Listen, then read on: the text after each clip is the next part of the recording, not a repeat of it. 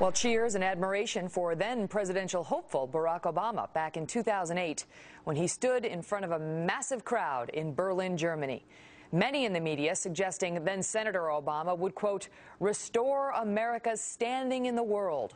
Well, just more than a couple years later, and a left-leaning group just released a new poll showing 51% of Americans actually think the global standing of the United States has dropped since President Obama took office.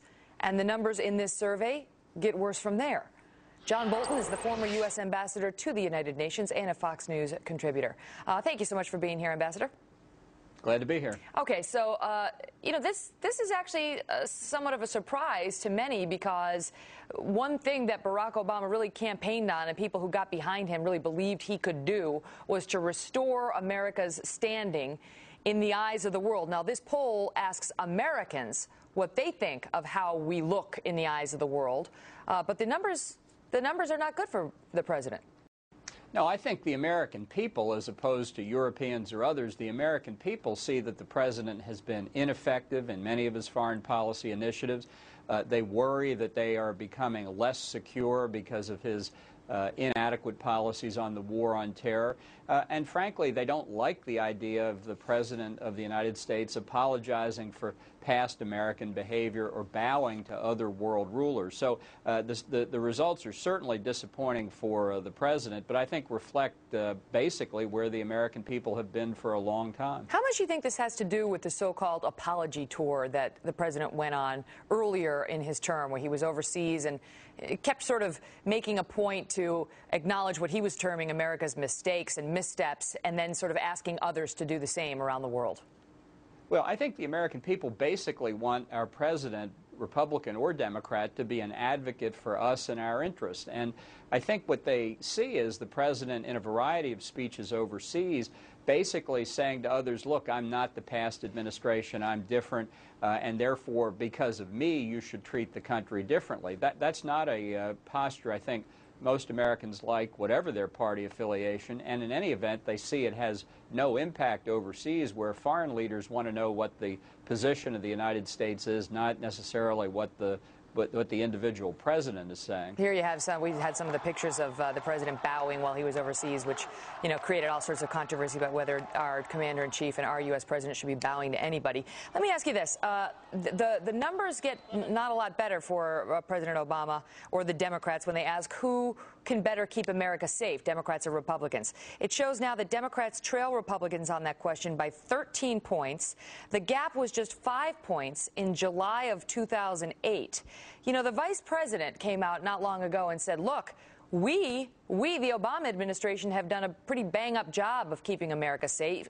We've arrested 12 of al-Qaeda's top 20 people. We've taken out 100 of their associates. We're using these drones over in Pakistan, which is really making a difference. Do you think there's an information gap between what the administration has actually done and how the American people are perceiving it? No, because I think the American people understand fully that a lot of these accomplishments, and we should welcome them, are the result of plans and procedures that were put in place over the years that are now bearing fruit. I do think it's interesting, though, that where the voters have supported President Obama, such as in the surge in Afghanistan, that has actually carried the president forward in public opinion terms, but still, overall, the American people are worried about the kind of weakness and ineffectiveness they see more generally. And I think that is going to be troubling for the president and his party going forward, because although we focused on the economic situation at home and health care, I think the American people really do want a president who's going to look out for their interest and protect our innocent civilian population. And they judge the president pretty severely when they see inadequacy. Well, the point you raise is borne out somewhat by this poll, which says that who do you trust to ensure a strong military? And Democrats trail Republicans on that one by 31 points. But that's interesting to me, Ambassador, because Barack Obama was given a lot of credit, as you point out, for the 30,000 troop surge in Afghanistan and for really buckling down over there, despite the pressure from the left on him not to do that. So what do you think explains that huge gap? I mean, Democrats trailing Republicans by 31 points, and who will ensure a strong military? Well, this has been a historic problem for the Democratic Party. I actually think Barack Obama makes that problem worse because he is, in many respects, what I've called our first post-American president, somebody who sees himself as a citizen of the world, doesn't see himself as an advocate for American interest.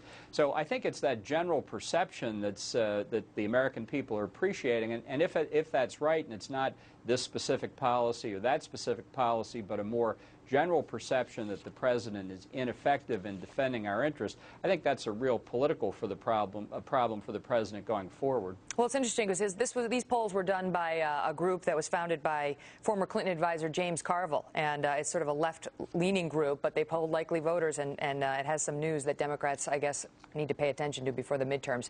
Ambassador John Bolton, thanks so much for being here. Glad to be here.